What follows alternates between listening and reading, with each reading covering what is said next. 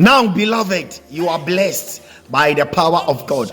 I want to teach you something relevant in the Christian ministry concerning the ministerial works among the bishops. It has been demarcated into five. We have five-folded ministry among the bishops. You know, we have the teacher, pastor, prophet, evangelist, apostle. Yes.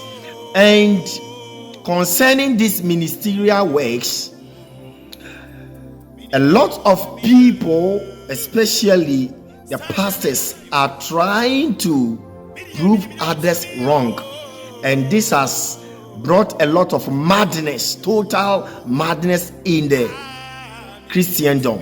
Seriously, yes, the pastor is trying to prove that he is correct, and the prophet is also trying to implement things to prove that he is a boss, and the teachers of the word are also trying to correct the apostles, and the apostles are also trying to correct the teachers. And if care is not taken, this may lead to something terrible, or it may degenerate to something diabolical.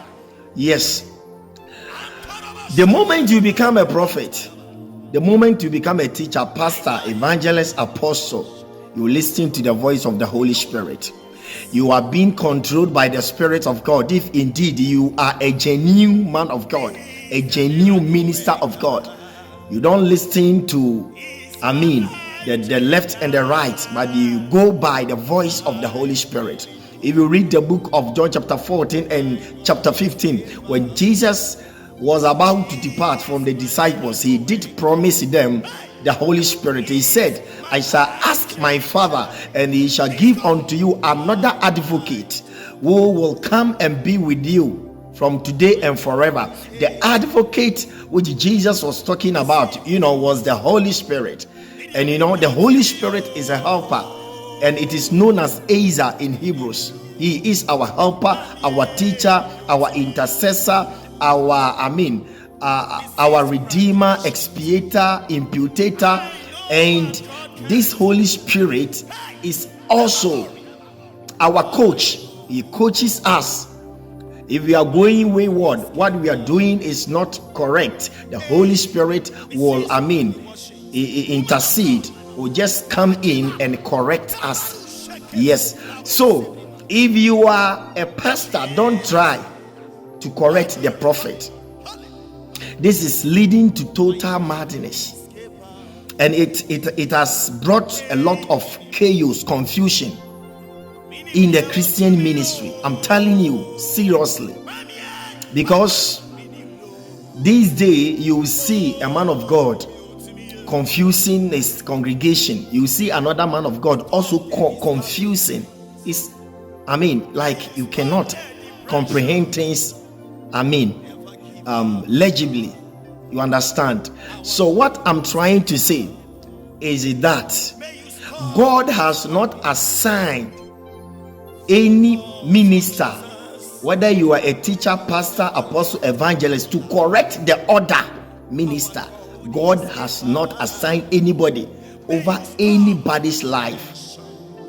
When Moses met God, let me finish it with the altars and the coverage or the coverings.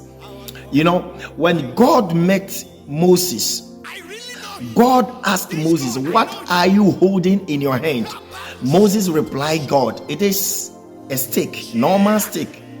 And God turned that stick Moses was holding into miracle working rod or a staff. You understand? So we, the prophet, we do believe and we understand the prophetic ministry. God stands on something to do something for his people.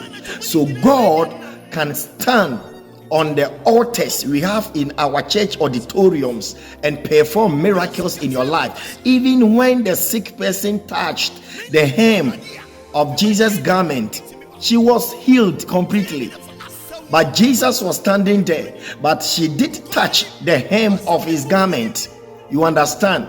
Sometimes God miraculously will stand on something to perform something better for you. You understand what I'm talking about?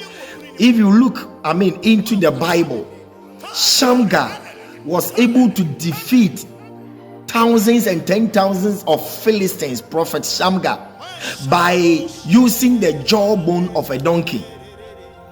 And when Shamgar left, Samson came.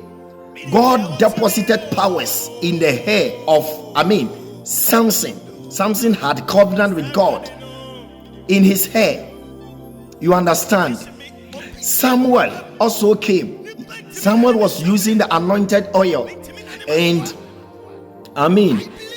in times past, a lot of ministers were preaching primitively against the use of anointed oil. But nowadays, a lot of prophet pastors in Orthodox and Pentecostal churches are also using the anointed oil. So just leave us the prophet for us to do our work. Jesus is our coach. Jesus has not assigned any teacher, any pastor over the life of any prophet. You understand? Yes. It seems so-called pastors, teachers, apostles are becoming God, judging a lot of people. You understand?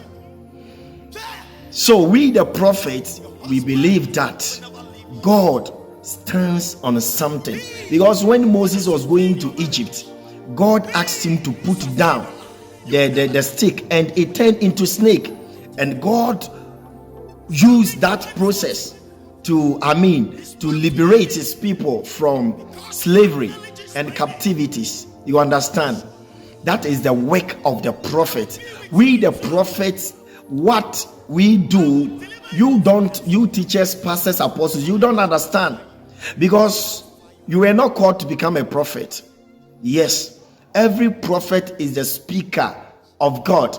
And if you read Amos 3 verse 7, surely the sovereign God does nothing unless he has revealed everything to his servant, the major prophet.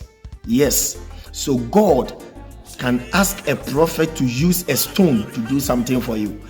God can ask a prophet to use water to do something for you. Just consider Elisha.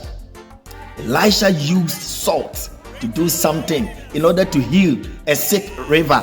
You understand? So God will always ask the prophet to do things which is beyond human's imagination. You understand? So if you want to understand the Christian ministry, if you are a minister of God, just be on your lane, then listen to the voice of the Holy Spirit.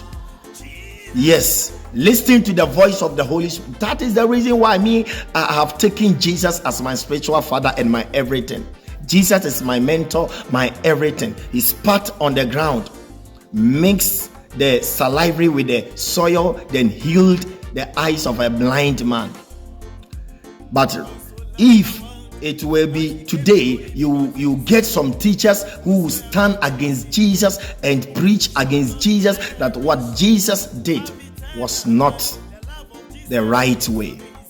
Yes, beloved, God bless you.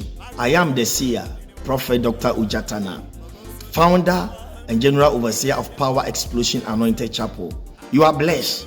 I believe I'll catch you again. Take this message with a remnant absolute. You are blessed. Shalom. Peace. Bye-bye.